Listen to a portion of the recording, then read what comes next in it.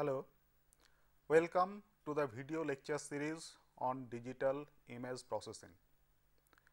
During our last few lectures, we have talked about various image enhancement techniques. So, we have talked about image enhancement techniques both in the spatial domain as well as in the frequency domain. So, among spatial domain techniques, we have talked about the point processing techniques and we have also talked about the mask processing techniques. And in frequency domain, we have talked about ideal and Butterworth low pass filters, we have talked about ideal and Butterworth high pass filters, we have talked about Gaussian filters and we have also talked about homomorphic filters. And we have said that when we are filtering an image in the frequency domain using a low pass filter, if the low pass filter is an ideal low pass filter, in that case there is a ringing effect in the output of the image. The ringing effect is reduced by using the Butterworth filter because of smooth transition which is given by the Butterworth filter from low frequency region to the high frequency region. However, even in the Butterworth filter, if we use a Butterworth filter of order more than 1, that is, if I use a Butterworth filter of order 2 or order 3 and so on, in such cases also the Butterworth filter leads to the ringing effect. However, we have discussed that if we use Gaussian filters, then Gaussian filters do not lead to ringing effect at all. Same is the situation in case of the high pass filters, where the high pass filters try to enhance the high frequency components or detailed contents of an image and it suppresses the low frequency components. And that is the reason that the output of a high pass filter, we have seen that if there is any smooth region in the image, the smooth region is almost appearing as black in the processed image. Homomorphic filter, as we have discussed, is a very interesting filter. It tries to enhance the reflectance component in an image and it tries to suppress the contribution of the intensity component of the image or the effect of the illumination of the scene object. And by using this, we have seen some interesting result that even in areas of very low illumination, where the areas is not illuminated properly while taking the images, even in such areas, some details of the image we have been able to extract. Now, in today's lecture or in a number of lectures starting from today, we will talk about image restoration techniques. So, we will talk about image restoration techniques and we will see what is the difference between image enhancement and image restoration. We will talk about image formation process and the degradation model involved in it, and we will see the degradation model and the degradation operation in continuous functions and how it can be formulated in the discrete domain. Now, when we have talked about the image enhancement, particularly using a low pass filter or using smoothing masks in the spatial domain, we have seen that one of the effect of using a low pass filter or the effect of using a smoothing mask in the spatial domain is that the noise content of the image gets reduced. The simple reason is the noise content leads to high frequency components in the displayed image. So, if I can remove or reduce the high frequency components, that also leads to reduction of the noise. Now, this type of reduction of the noise is also a sort of restoration, but these are not usually termed as restoration. Rather, a process which tries to recover or which tries to restore an image which has been degraded by some knowledge of a degradation method which has degraded the image. This is an operation which is known as image restoration. So, in case of image restoration, the image degradation model is very important. So, we have to find out what is the phenomena or what is the model which has degraded the image, and once that model the degradation model is known, then we have applied the inverse process to recover or restore the desired image. So, this is the difference between an image enhancement or simple noise filtering in terms of image enhancement and image restoration. That is, in case of image enhancement or simple noise filtering, we do not make use of any of the degradation model, or we do not bother about what is the process which is degrading the image. Whereas, in case of image restoration, we will talk about the degradation model. We will try to estimate the model that has degraded the image, and using that model we apply the inverse process and try to restore the image.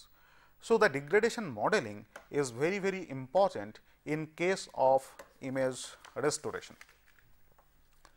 And when we try to restore an image, in most of the cases we define some goodness criteria. So, using this goodness criteria, we can find out an optimally restored image which more or less which is almost same as the original image. And we will see later that image restoration operations can be applied as in case of image enhancement, both in the frequency domain as well as in the spatial domain. So, first of all, let us see that what is the image degradation model that we will consider in our subsequent lectures. So, let us see the image degradation model first. So, here we assume that our input image is image f x y, it is a two dimensional function as before, and we assume that this f x y, the input image f x y is degraded by a degradation function h. So, we will put it like this, that we have a degradation function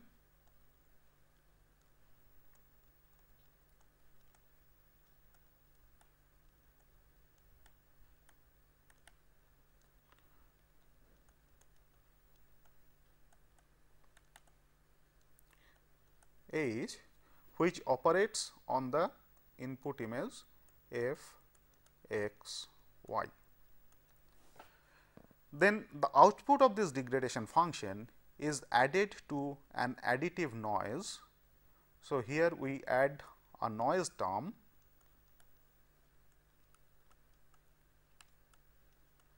which we represent by say eta x y, which is added to the degradation output, and this finally gives us the output image g x y. So, this g x y is the degraded image which we want to recover. So, from this g x y we want to recover the input image, the original input image f x y using the image restoration techniques. So, for recovering this f x y, what we have to do is we have to perform some filtering operation, and we will see later that this filters, they are actually derived using the knowledge of the degradation function, that is h, and output of the filters is our restored image, and let us put it as f hat x y, and we put it as f hat x y because in most of the cases we are unable to restore the image exactly. That means, it is very difficult to get the exact image f x y. Rather, by using the goodness criteria that we have just mentioned, what we can do is we can get an approximation of the original image f x y. So, that is this reconstructed image f hat x y, which is an approximation of the original image f x y. So, the blocks from here to here, that is up to obtaining g x y, this is actually the process of degradation.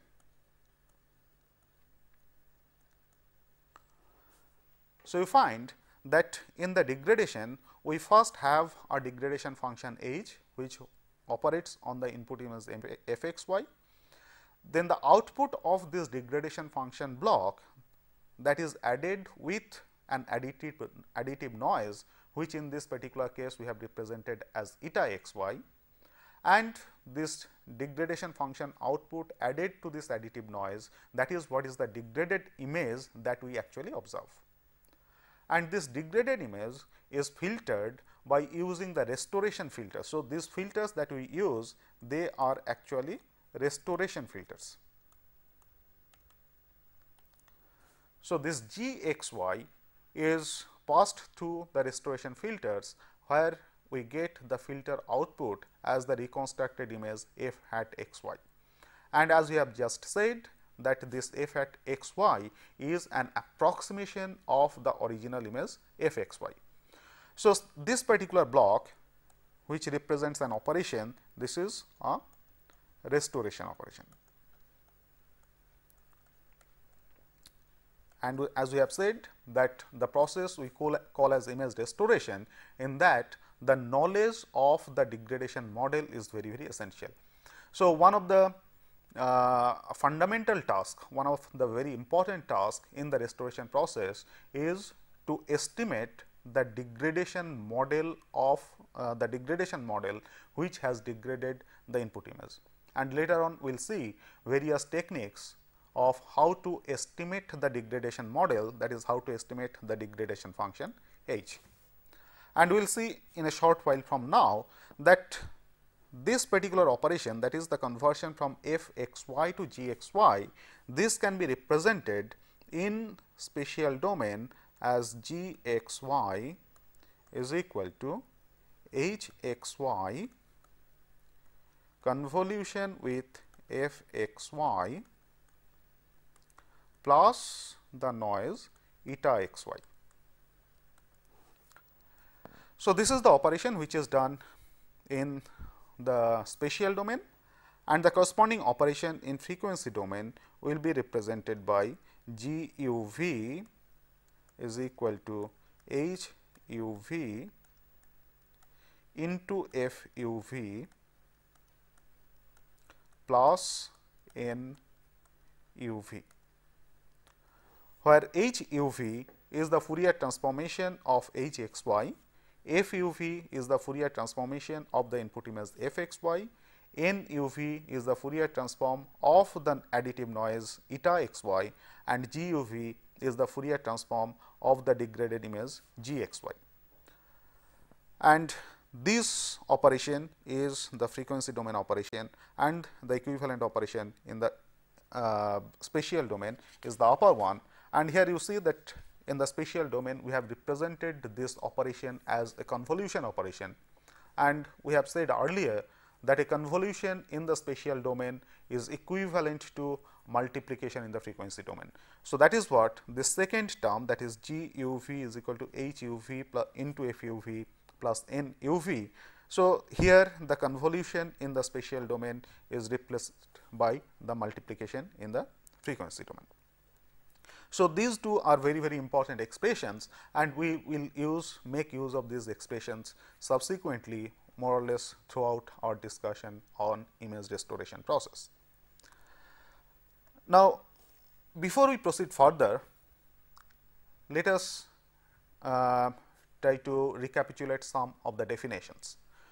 So, first we will look at some of the definitions that will be used throughout our discussion on image restoration.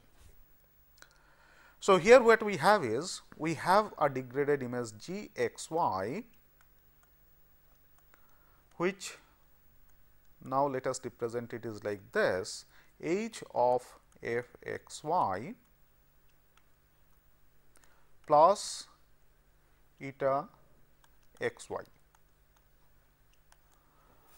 where in this particular case we assume that this h is the degradation operator which operates on the input image f x y, and that when added with the additive noise eta x y gives us the degraded image g x y.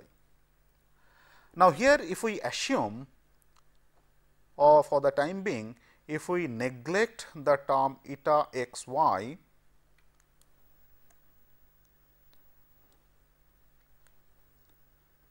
or we set eta x y equal to 0 for the time being for simplicity of our analysis, then what we get is g x y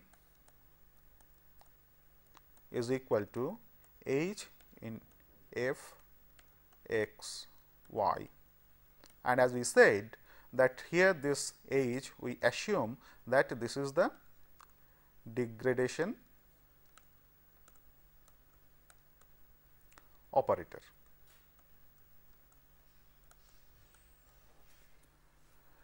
Now, the first term that we will define in our case is what is known as linearity. So, what do we mean by the linearity, or we say that this degradation operator h is a linear operator. So, for defining linearity, we know that if we have two functions, say f 1 x y and f 2 x y, then we say that if h k 1 f 1 x y plus some constant k 2 f 2 x y, this is equal to k 1 h f 1 x y plus k 2 h f 2 x y. So, if for these two functions f 1 x y and f 2 x y, and for these two constants k 1 and k 2, this particular relation is true, that is h k 1 f 1 x y plus k 2 f 2 x y is equal to k 1 h f 1 x y plus k 2 h f 2 x y. If this relation is true, then the operator h is said to be a linear operator.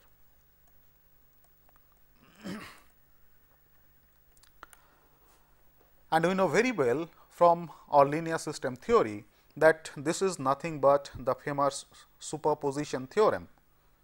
So, this is what is known as the superposition theorem,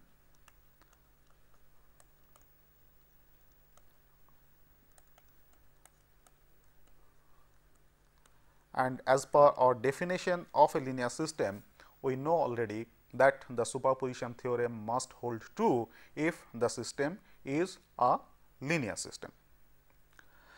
Now, using this same equation, if I set say k 1 is equal to k 2 is equal to 1, then the same equation leads to h f 1 x y plus f 2 x y.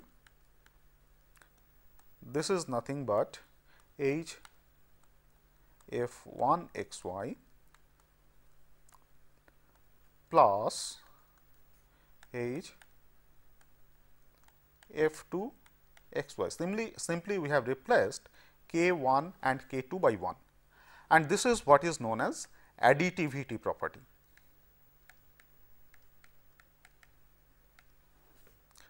So, the additivity property simply says that the response of the system to the sum of two inputs is same as the sum of their individual responses. So, here we have two inputs f 1 x y and f 2 x y.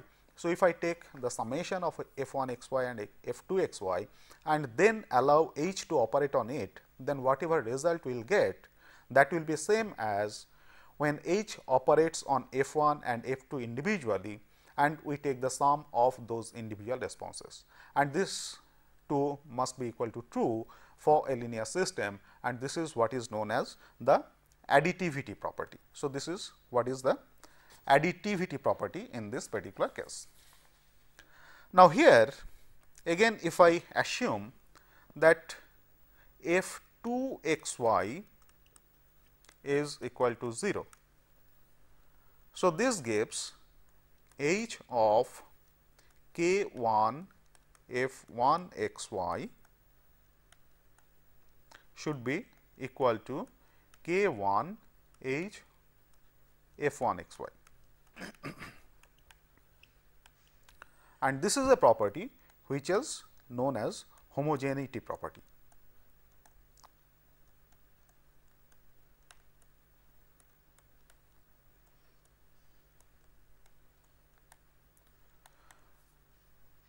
So, these are the different properties of a linear system, and the system is also called position invariant if certain properties hold. So, the system will be position invariant or location invariant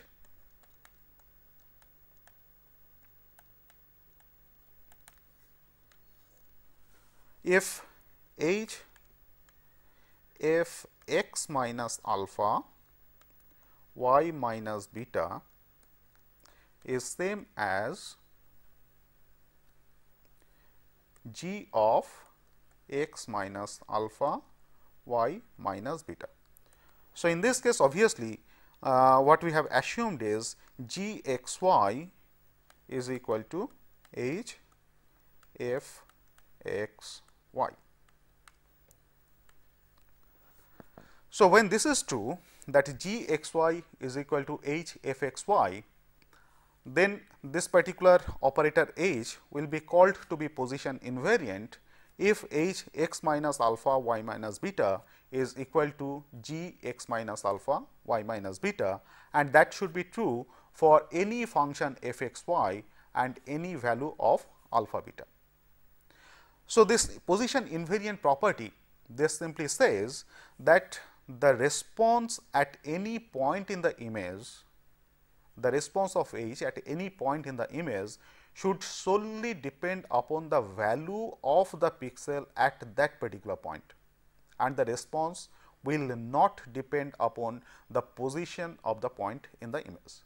And that is what is given by this particular expression, that is h f x minus alpha y minus beta equal to g x minus alpha y minus beta.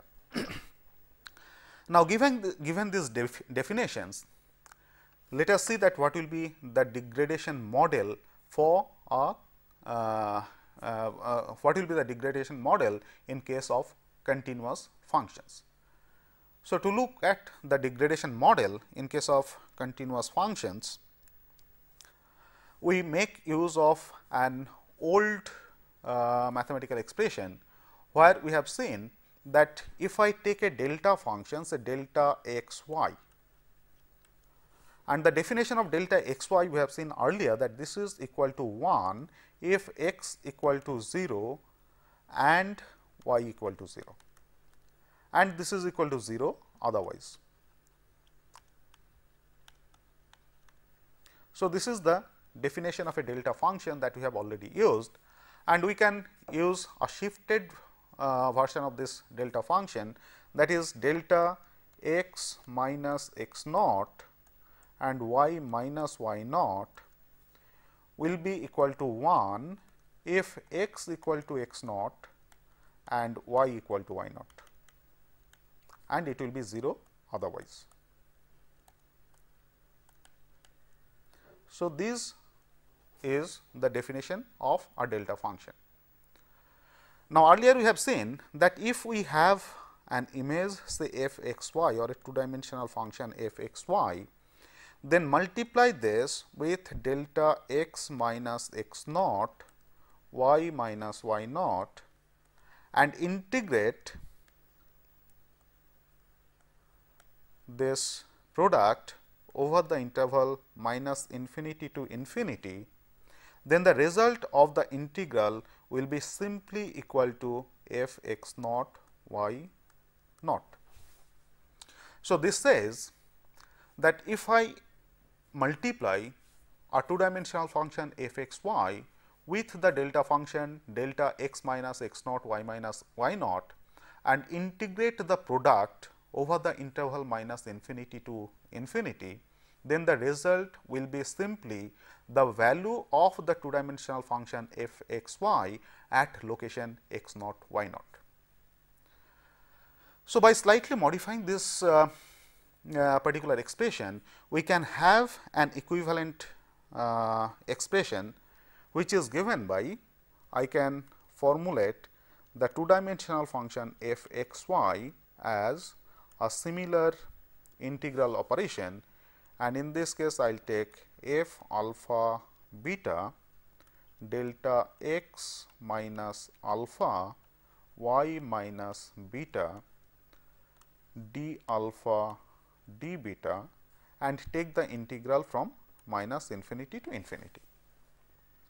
So, we find that we have an equivalent mathematical expression which is equivalent to just the earlier expression that we have said, and in this case we can formulate f x y, the two dimensional function f x y, in terms of the value of the function at a particular point alpha beta and in terms of the delta function delta x minus alpha y minus beta. Now, for the time being, if we consider say the noise term eta x y is equal to 0 for simplicity, then we can write the degraded image g x y. We have seen earlier that g x y we have written as h f x y plus eta x y. So, for the time being, we are assuming that this additive noise term eta x y is 0 or it is negligible, then the degraded image g x y can now be written in the form h of, I replace this f x y by this integral term. So, this will be simply h of double integral f alpha beta delta x minus alpha y minus beta d alpha d beta, where the integral has to be taken from minus infinity to infinity. So, I can get an expression of the degraded image g x y in terms of this integral definition of the function f x y, which is operated by the degradation operator h. Now, once I get this kind of expression, now if I apply the linearity and additivity property of the linear system, then this particular expression gets converted to g x y is equal to, I can take this double summation outside, it becomes h of f alpha beta delta x minus alpha y minus beta d alpha d beta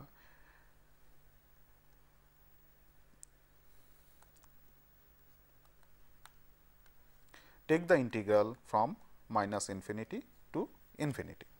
And this is what we have obtained by applying the linearity and additivity property to this earlier expression of this degraded image. Now, here you find that this term f alpha beta, this is independent of the variables x and y. So, because the term f alpha beta is independent of the variables x and y, this same expression can now be rewritten in a slightly different form. So, that form gives us that g x y can now be written as same double integral. We take f alpha beta outside the scope of the operator h. So, this simply becomes f alpha beta then h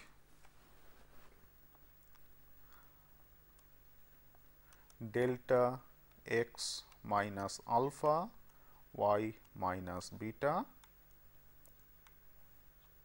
d alpha d beta, take the integral over minus infinity to infinity. Now, this particular term h of delta x minus alpha y minus beta, we can write this as h x alpha y beta, and this is nothing but what is known as the impulse response of h. So, this is what is known as the impulse response. That is the response of the operator h when the input is an impulse given in the form delta x minus alpha y minus beta. And in case of optics, this impulse response is popularly known as point spread function or PSF. So, using this impulse response, now the same g x y we can write as double integral again f of alpha beta h x alpha y beta d alpha d beta integral from minus infinity to infinity. And this is what is popularly known as superposition integral of first kind. Now, this particular expression is very important. It simply says that if the impulse response of the operator h is known, then it is possible to find out the response of this operator h to any arbitrary input f alpha beta. So, that is what has been done here, that using the knowledge of this impulse response h x alpha y beta, we have been able to find out the response of this system to an input f alpha beta. And this impulse response is the one which uniquely or completely characterizes a particular system. Okay. So, given any system, if we know what is the impulse response of the system, then we can find out what will be the response of that system to any other arbitrary function. Now, in addition to this, if the function h, this operator h is position invariant. So, we use h to be position invariant.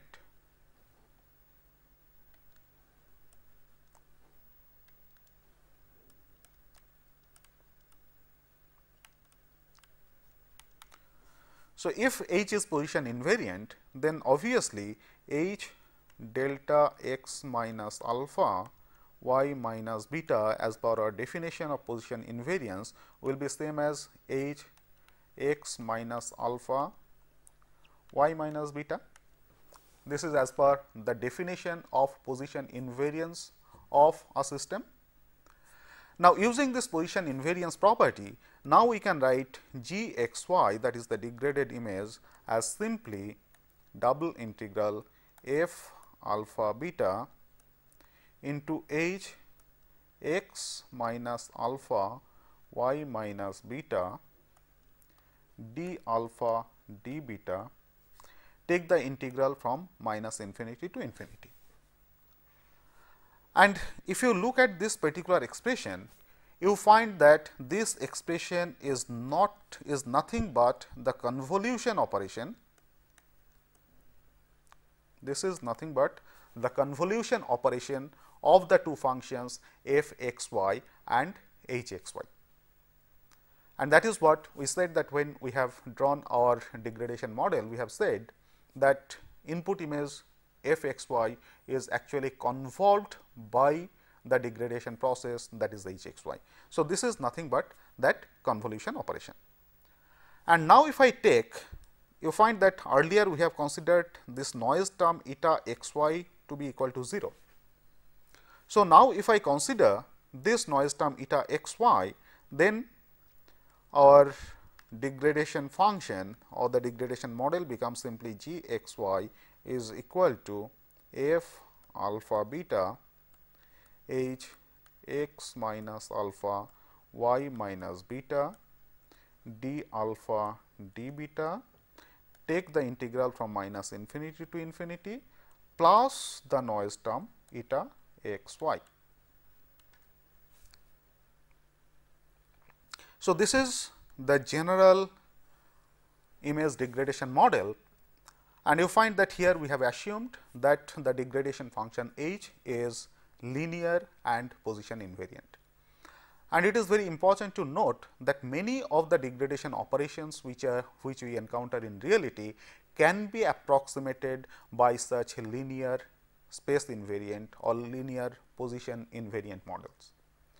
The advantage is, once a degradation model can be approximated by a linear position invariant model, then the entire mathematical tool of linear system theory can be used to find out the solution for such image restoration process. That means, we can use all those tools of linear system theory to estimate what will be the restored image f x y from a given degraded image g x y, provided we know we have some knowledge of the degradation function, that is h x y, and we have some knowledge of what is the noise function eta x y.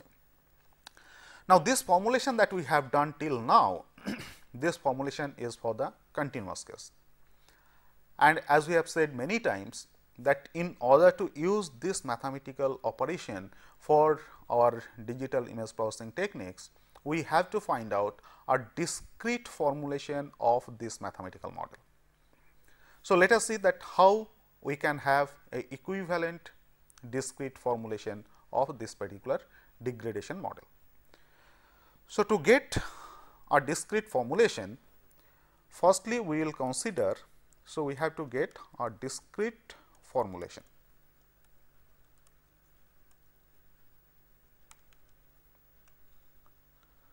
So, to obtain this discrete formulation, for simplicity initially we will assume the cases in one dimension, and later on this we will extend to two dimensional cases for digital image processing operations. Again, for simplicity, initially we will neglect the contribution of the noise term, that is eta x y. So, in case of one dimension, as we have done in case of in the continuous signal, we have two signals f x and another one is h x. So, we have said that f x is the input signal and h x tells us that what is the degradation function. So, f x is the input function and h x is the degradation function. For discretization of the same formulation, what we have to do is, we have to uniformly sample these two functions f x and h x, and we assume that f x is uniformly sampled to give an array of dimension A and h x is uniformly sampled to give an array of dimension B. That means, for f x in the discrete case, x varies from 0, 1 to a minus 1, and h x, for h x, x varies from 0, 1 to b minus 1. Then what we will do? We will add additional zeros to this f x and b x to make both of them of the same dimension and dimension equal to, say, capital M. So, we make both of them to be of dimension capital M by adding additional number of zeros, and we assume that both f x and h x, after addition of these 0 terms and making both of them to be of dimension M, they become periodic with a periodicity capital M.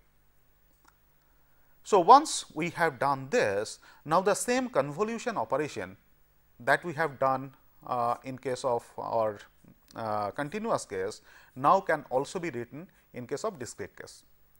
So, in discrete case, the convolution operation we will write in this manner.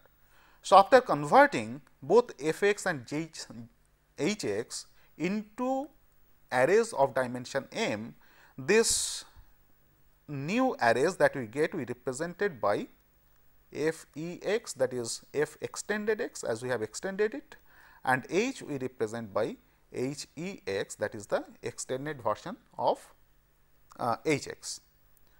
And now, in discrete domain, the convolution function can be written as g e x is equal to summation f e m h e x minus m, where this m will vary from 0 to capital M minus 1, and x will assume values from 0 to capital M minus 1. So, this is the discrete formulation of the convolution equation that we have obtained in case of continuous signal cases.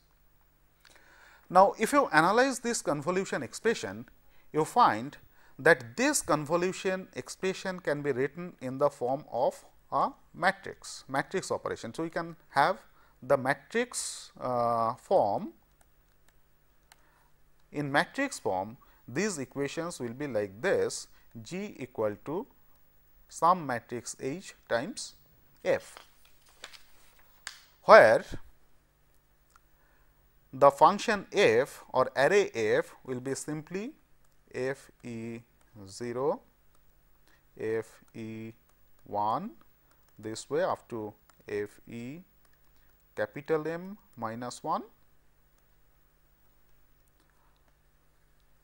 and function g similarly will be g e 0, g e 1. So, like this it will be g e m capital M minus 1. So, you just recollect that f e and g e, these are the names which are given to the sampled versions of the functions f x and g x after extending the functions by adding additional number of zeros to make them of dimension capital M.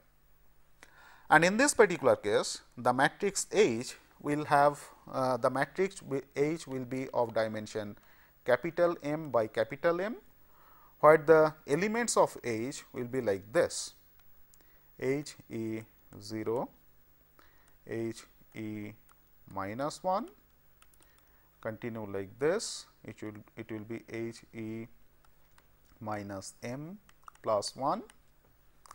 Here it will be H e 1, H e 0, it will be H e minus capital M plus 2, and if we continue like this, it will be H e capital M minus 1, H e capital M minus 2, like this it will be H e 0. So, this is the form of the matrix capital H, which is the degradation matrix in this particular case. And here you find that the elements of this degradation matrix capital H are actually generated from the degradation function H e x.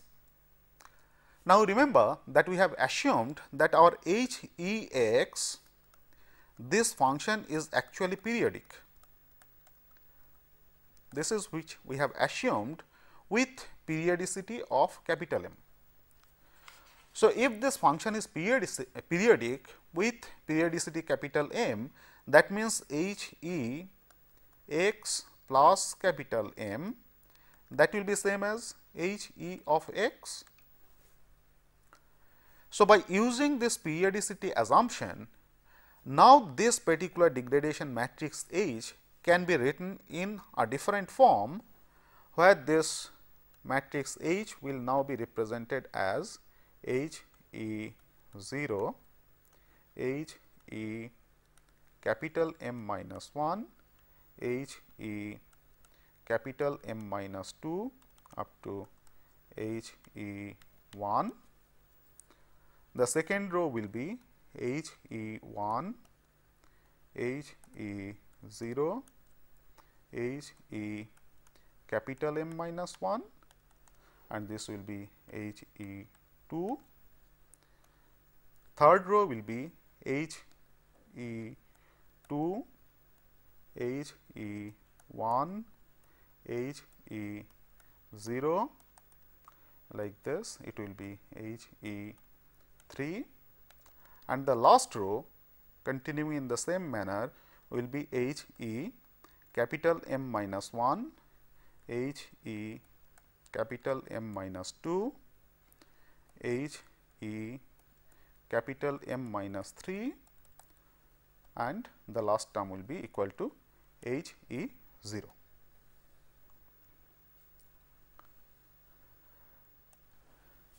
Now, if you analyze this particular matrix, you find that this degradation matrix capital H has a very, very interesting property. That means, the first property is different rows of this matrix are actually generated by rotation to the right of the previous row. So, here if you look at the second row, you find that this second row is actually generated by rotating the first row to the right. Similarly, third row is generated by rotating the second row to right by 1. So, this is so in this particular matrix, the different rows are actually generated by rotating the previous row to the right. So, this is called a circulant matrix, because different rows are generated by a circular rotation. And the circularity in this particular matrix is also complete in the sense that if I rotate this last row to right, what I get is the first row of the matrix. So, this kind of matrix is known as a circulant matrix.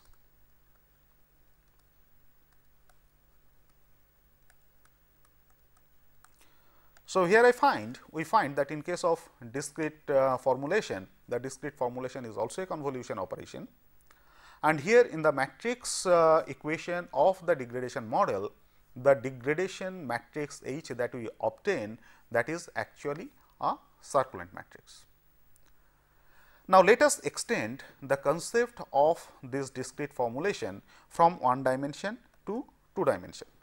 So, let us see what we get in case of two dimensional functions, that is in case of two dimensional images. So, in case of two dimension, we have the input function or the image function which is given by f x y, and we have the degradation function which is given by h x y. And we assume that this f x y is sampled to an array of dimension capital A by capital B, and say h x y is sampled to an array of dimensions capital C by capital D. Now, as we have done in one dimensional case, that is the functions f x and h x are actually extended by putting additional number of zeros to make both of them of same size, say capital M. In the same manner, here we add additional number of zeros to both this f x y and h x y to get the extended functions f e x y and h e x y to make both of them of dimensions, say capital M by capital N, and we also assume that this f e x y and h e x y, they are periodic, and in x dimension the periodicity will be of period capital M, and in y dimension the periodicity will be of period capital N. Now, following similar procedure, we can obtain a convolution expression in two dimension which is given by g e x y, which is nothing but f e m n h e x minus m y minus n, where n varies from 0 to capital N minus 1 and m varies from 0 to capital M minus 1.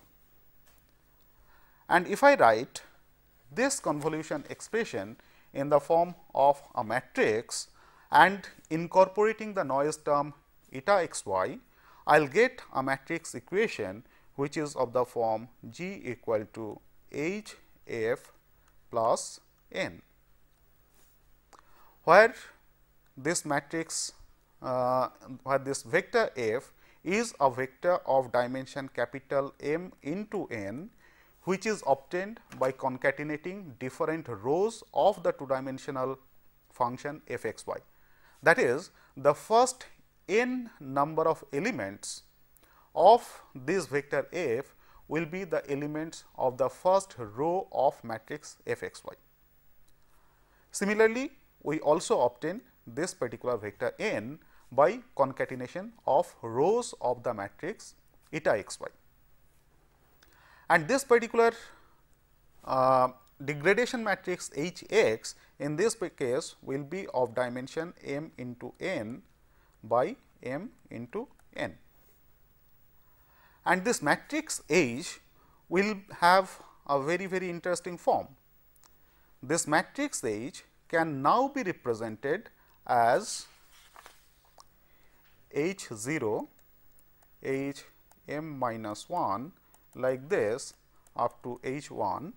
The second row can be H 1, H 0 up to H 2, and the last row is H m minus 1, H m minus 2 like this, we have H 0. Where each of these terms H j is a matrix. So, each of this H j is actually a matrix of dimension n by n, where this H j is generated from the jth row of the degradation function H x y. That is, this H j, we can write this matrix H j in the form H e j 0, H e j n minus 1 like this up to H e j 1. Second row will be H e j 1, H e j 0, this way H e j 2, and if I continue like this, the last row will be H e j n minus 1, H e j n minus 2 like this. If I continue, the last element will be H e j 0. So, you find that this matrix H j, which is actually a component of the degradation matrix capital H, is a circulant matrix that we have defined earlier. And using this block matrix, the degradation matrix H is also have been subscripted in the form of a circulant matrix. So, this matrix H in this particular case is what is known as a block circulant matrix. So, this is what is called a block circulant matrix. So, in case of a two dimensional function, that is in case of a digital image, we have seen that the degradation model can simply be represented by this expression G equal to H into f plus n, where this vector f is a vector of dimension m into n, and the degradation matrix H, which is of dimension m into n by m into n, is actually a block circulant matrix, where for each block the matrix is obtained from the jth row of the degradation function H x y. So, in our next lecture, we will see what will be the applications of this particular degradation model for to restore an image from its degraded version. So, now let us see some of the questions of this particular lecture. So, the first question is, what is the difference between image enhancement and image restoration? Second question is, What is a linear position invariant system? Third question, what is homogeneity property? Fourth, what is a circulant matrix? What is a block circulant matrix? Why does the degradation matrix H become circulant? Thank you.